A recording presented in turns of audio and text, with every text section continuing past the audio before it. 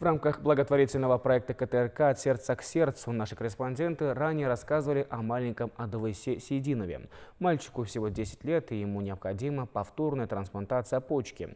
Это дорогостоящая операция, на которую средств у родных нет. Сегодня родному брату Адылысе передали деньги, которые перечислили наши телезрители.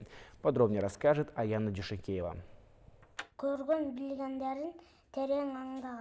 Наша съемочная группа уже рассказывала о 10-летнем мальчике Адылысе Сейдинове. Ему срочно необходима повторная трансплантация почки. Операция дорогостоящая, да и у нас такую не делают, только за рубежом.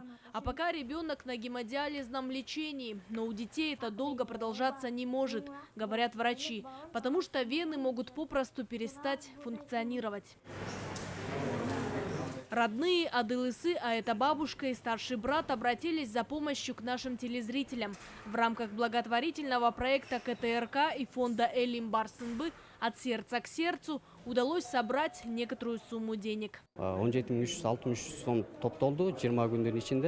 Мы выражаем большую благодарность всем, кто помог нашему маленькому соотечественнику и перечислили через Эльсом деньги на операцию.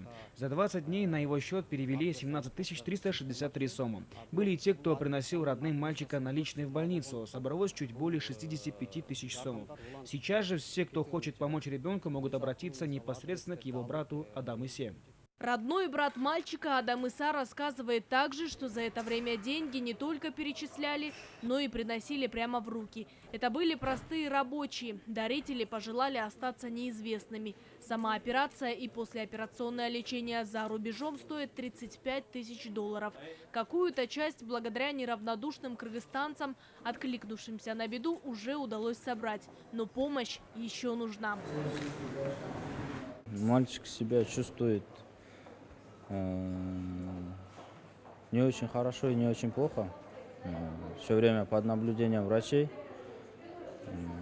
Гемодиализ получает также планово. Врачи говорят, чем быстрее, тем лучше.